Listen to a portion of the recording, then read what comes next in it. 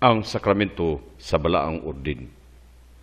Diha sa Katesismo sa Katolikong Simbahan kon CCC.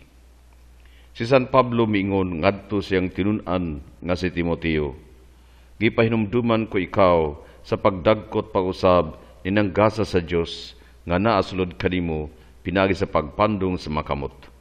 Kinuhang Timoteo Kapitulo 1 versikulo 6. Og kung dunay gusto sa pagkaobispo, maningwa siya sa usa ka bililhong buluhaton.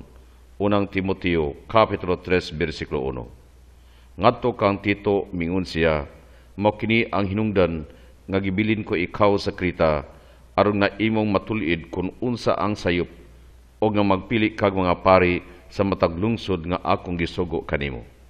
Tito Kapitulo 1 versikulo 5. Ang tibok simbahan usa ka pareanong katawhan, pinagi sa bunyag nakaambit ang tanang magtutuo diya sa pagkapari ni Kristo. Kining maong pakig-ambit gitawag og kumun nga pagkapari sa magtutuo. Subay niining maong kumun nga pagkapari og tinugyanan siyang pagpangalagad, aduna usay laing pagpakig-ambit diya sa misyon ni Kristo. Ang ministriya nga gitaha sa sakramento sa balaang ordin, din ang tahas mao ang pag-alagad sa ngalan og sa pagkatao ni Kristo. Ang Pangulo taliwala sa katilingban. Managlahi ang kinaiya sa ministriya sa pagkapari gikan sa kumun nga pagkapari sa magtutuo tun kay naghatag ang ministriya sa pagkapari og usa ka sagradong gahom alang sa pag-alagad sa mga magtutuo. Ang giordinahan nga mga ministro naghimo silang pag-alagad alang sa katawhan sa Dios pinaagi sa pagtudlo monos dosindi, Dios nung pagsimba monos liturhikum og pastoral nga pagdumala monos regindi. Sukad pa sa sinugdanan ang giordinahan nga ministriya gisangunan og buluhaton diha sa tulo ka ang-ang, diha sa kaobispuhan, diha sa kaparian og diha sa mga diakono. Ang mga ministriya nga gihatag sa ordin dili kapulihan sumala sa tinubdang gambalay sa simbahan. Kung wala ang obispo, kaparian o mga diakono, dili kita makahiskot og simbahan. Gikuptan sa obispo ang kahingpitan sa sakramento sa balang ordin nga naglakip kaniya ngadto sa konsiho sa kaobispuhan o naghimo kaniyang makita nga pangulo sa usa ka diocese nga gisangunan kaniya. Isip nga manununod sa mga apostolis o sakop sa konsiyo sa kaobispuhan, nakaambit ang mga obispo o apostolikanong responsibilidad o sa misyon sa simbahan ubo sa autoridad sa Santo Papa ang manununod ni San Pedro.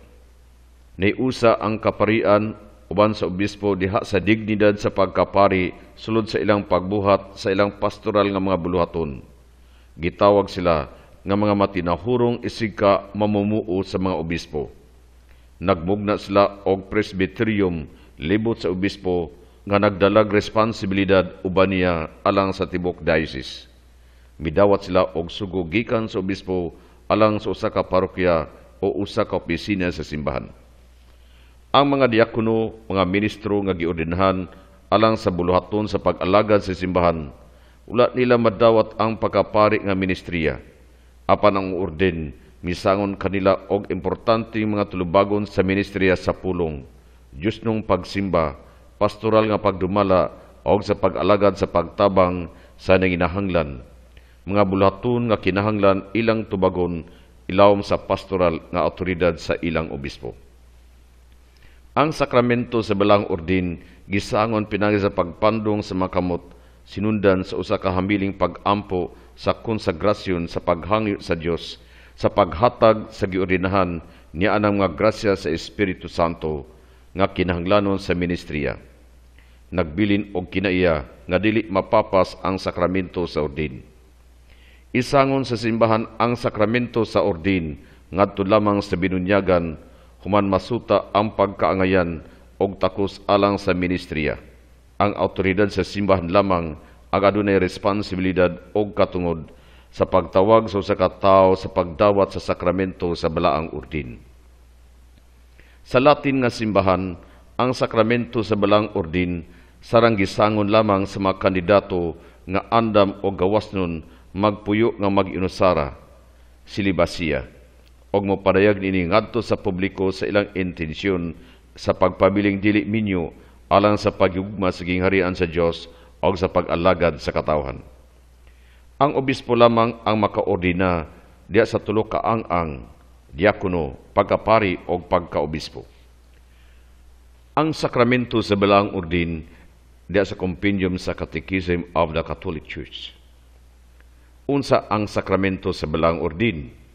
Mao kini ang sakramento din ang misyon nga gitugyan ni Kristo ngadto sa iyang mga apostolis na padayon nga gihimo diha sa simbahan hangtod sa katapusan sa panahon. Namugna ang ordin o usa ka lawas sa simbahan, din mosulod ang usa ka tawo pinaagi sa usa ka espesyal nga konsagrasyon, ordinasyon, pinaagi sa usa ka espesyal nga gasa sa Espiritu Santo. Kining mao ang paghimo sa usa ka sagradong gahom sa ngalan o uban sa awtoridad ni Kristo alang sa pag-alagad sa katawhan sa Dios. Asa mang dapit ang sakramento sa balang ordin diya sa plano sa kaluwasan. Kining maong sakramento gilagway ng daan sa daang kasabutan sa pag-alagad sa mga Levita diya sa pagkapari ni Aaron o diya sa pagtukod sa 70 ka mga katigulangan. Numeros Kapitulo 11, versikulo 25. Kini mga paghulagway nakakaplag sa ilang katumanan kang Kristo Jesus, nga pinaagi sang sakripisyo sa krus, mao ang usa ka tigpatiwala tali sa Dios og sa tao. Unang Timoteo Kapitulo 2, versikulo 5. Ang Pangulong Pari sumala sa pagkapari ni Melkisedek, Hebreo Kapitulo 5, versikulo 10. Ang bugtong pagkapari ni Kristo nahimong anaa sa pagkaparing ministeryal. Si Kristo lamang ang tinuod nga pari, ang uban iya lamang mga ministro. Unsay mga ang nga naglangkob sa sakramento sa balang ordin. Naglangkob ang sakramento sa balang ordin og tulo ka ang nga dili mapulihan tungod sa organikong gambalay sa simbahan, pagkaobispo, pagkapari o pagkadiakono. Ang ordinasyon sa pagkaobispo naghatag og kahingpitan sa sakramento sa balang ordin. Naghimo kini sa obispo nga lehitimong sumusunod sa mga apostolis og naghiapil niya ngadto sa kogpungan sa kaobispuhan aron pag-ambit uban sa Santo Papa og ubang mga obispo sa pag-atiman sa tanang simbahan. Gisangon kaniya ang bulaton sa pagtudlo, pagbalaan o pagdumala. Ang obispo kinsa ang pag-atiman sa usa ka diocese gisangon mao ang makita nga pangulo og pundasyon sa kayusa niya ng maong simbahan. Tungod niya ng maong simbahan, isip baykaryo ni Kristo, gituman niya ang buluhaton sa pagkamagbalantay o giabagan sa iyang mga pari o mga diakono. Unsay epekto sa ordinasyon sa pagkapari? Ang pagdihog sa espiritu nagsilyo sa pari sa usa ka dili mapapas nga espirituhanong kinaiya nga naghulagway kaniya ngadto kang Kristo nga pari og naghimo kaniya sa paglihok sa ngalan ni Kristo isip ulo. Isip usa ka kaabag sa laray sa mga obispo, gikonsagrar siya sa pagsangyaw sa Ebanghelyo, sa pagsaulog sa Diyos ng pagsimba, ilabi na sa Eucharistia, di nagagikan ang kusog sa iyang pagpangalagad, og aron mahimong usa ka magbalantay sa mga magtutuo.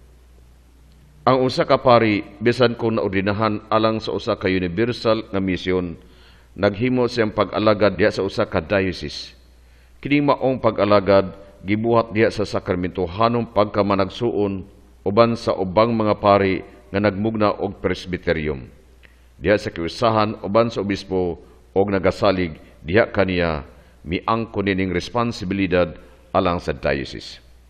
Ang diakono nga naghulagway kang Kristo isip alagad sa tanan giordinahan alang sa pag-alagad sa simbahan. Mihimo siya niining pag-alagad ilahom sa awtoridad sa iyang obispo alang sa pag-alagad sa pulong, sa Diyos nung pagsimba, sa pastoral nga pag-atiman. Gihatag ang sakramento sa balang ordin, matag usa sa tulo ka ang pinagi sa pagpandong sa makamot ngadto sa ulo sa giordinahan sa obispo nga militok sa solemning pag-ampo sa konsagrasyon. Uban nining pag-ampo ang espesyal nga pagbubo sa Espiritu Santo og alang sa maghasa sa Espiritu nga angay nining maong pag-alagad din siya giordinahan. Ang mga balidong obispo lamang isip sumusunod sa mga apostolis ang makahatag sa sakramento sa balang ordin. Balidong madawat lamang kining maong sakramento so sa kataong binunyagan.